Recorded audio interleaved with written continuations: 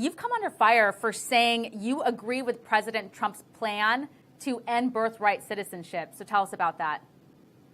Well, yeah, I would say I talk about pop culture. I talk about whatever is trending, what people are talking about. And I think a lot of people are talking, rightfully so, about a lot of the things that Donald Trump says. My thoughts are not specifically about his plan. I'm not familiar with the details of his plan. I don't know if he's made his plan public. I was speaking just specifically about birthright citizenship and my thoughts going forward, which I think going forward, it should be something, American citizenship, that should only be given to people that are born here whose parents are here legally, or at least one of the two parents are here legally. And I now have learned that a lot of people, specifically in the Black community, put a lot of emphasis and importance on the 14th Amendment, which I wasn't talking about. I specifically was just speaking in a vacuum about this one topic that I had strong feelings about. And the 14th Amendment granted citizenship to children that were born here, to slaves, which I'm sure a lot of people are familiar with. But that's why those in the Black community feel strongly about it. And it did surprise me that people were calling me racist because of my thoughts. But to me, you know, there are people from all over the world that are trying to and coming to America not properly. It's not an issue that is exclusive to South America, Central America, Mexico.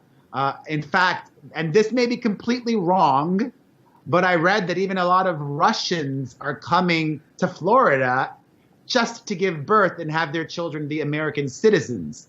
I'm not sure how accurate that is, no, but you're not wrong. It's actually a thing. People from China, people from Russia. It's called birth tourism, and it happens all over the country. I mean, there's certain places for it. And you talk about the 14th Amendment.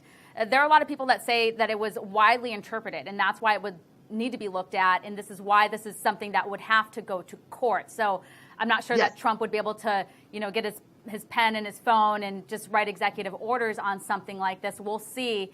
But you bring up a great point, and I've heard you say this before, is that it's not really unusual for a country to not have birthright citizenship. In fact, all of the European countries don't grant you birthright citizenship. If you're born in France, you're French, but if you are from another country and give birth in France, that doesn't mean that your son or daughter is going to be French. It's where you came from. So if you came from Spain, you would be a Spaniard still by blood. And so it's not anything to do with race. And I think that that's the big thing here. And I think for me as a Trump supporter and as a conservative, I'm constantly called racist, bigot, all of these horrible things when I'm actually the daughter of an immigrant from Mexico.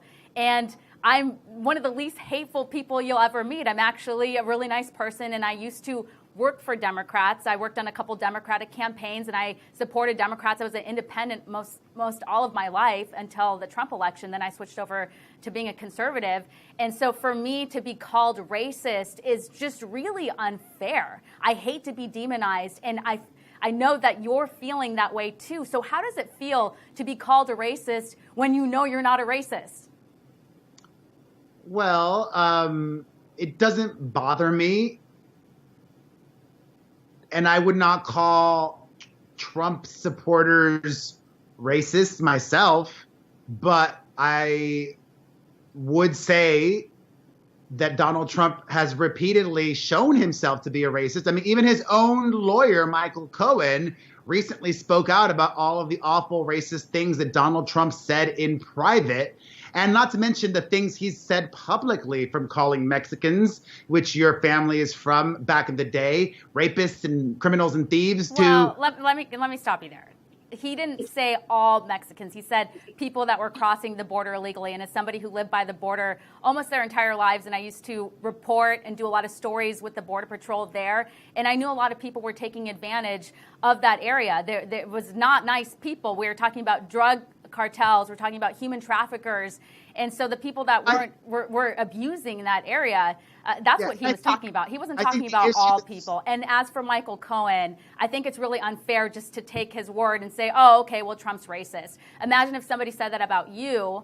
I'm sure you would have you would want to defend yourself and say, I didn't say that in a private conversation because it's not true. So if there's no proof, we can't just believe Michael Cohen just because he says so. Sure. Well, I mean, I think you also have to judge Donald Trump on what he says. I mean, just recently when he was talking about this issue once again before the elections, he referred to generalizing the people coming in here as criminals.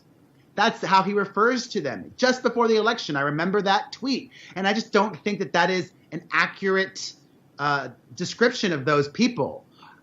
Okay, well, you have to acknowledge that there are criminals that are taking advantage of the caravan. Of course, there are nice people that are just fleeing poverty, that are looking for the American dream, and I don't blame them. America is the greatest country in the world. But there's a process. And so I think for us as a country just to look the other way when we have 7,000 people demanding entrance into the U.S. I mean, they're just marching across Mexico. If these were real asylum seekers, they are supposed to ask for asylum in the first country they feel safe in, i.e. Mexico. But they don't want to stay there. They're economic migrants. And just because you're an economic migrant doesn't mean the U.S. has to take you in. And so U.S. is giving out 1 million green cards a year. We're actually the most generous country when it comes to green cards in the whole world. No one even comes close to that, not even half that amount. So I think that as a country, we have to enforce our nation's laws, and we also have to send a message that we're not going to support this type of lawlessness. It is a misdemeanor to just enter the country illegally, and I know that some of these people are claiming asylum, and some of them probably do have legitimate claims, but a lot of them don't because they've learned how to game the system.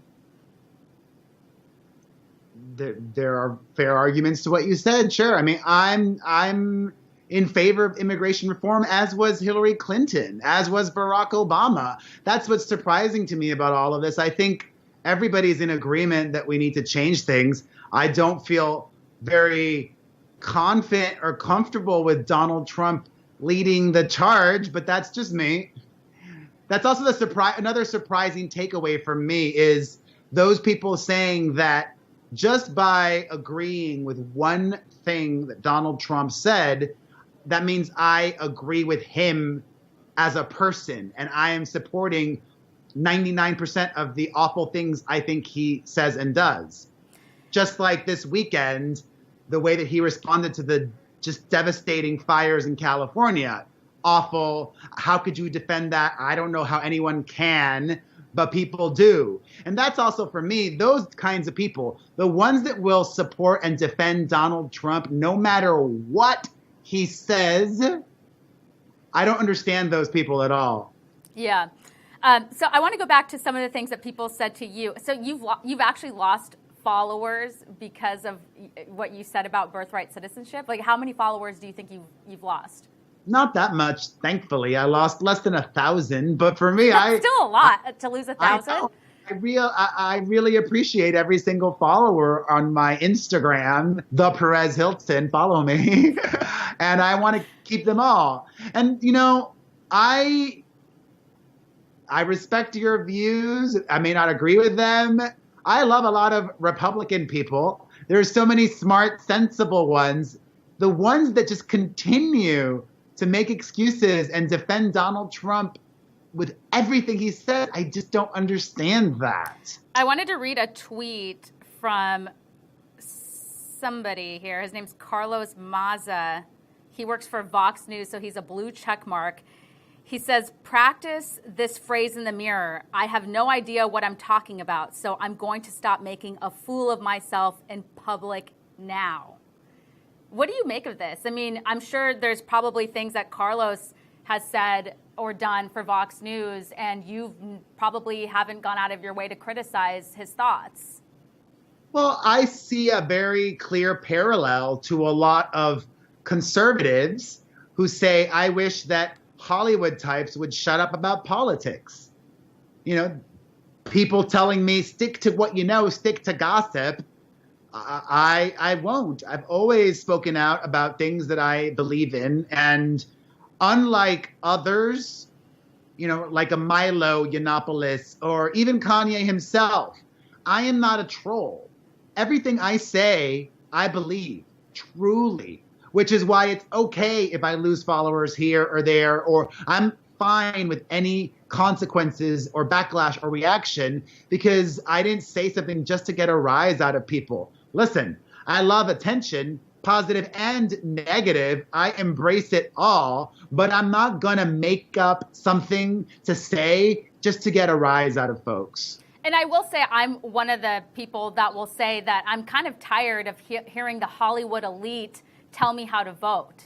I mean, these are people that live in gated communities. They're living in their bubbles on the East and West Coast. They don't know what it's like to be in rural America. I feel like they're out of touch with the regular, everyday working American. And so when they come out there and they don't even really, I feel, and what I've listened to, I don't feel like they're really defending their thoughts.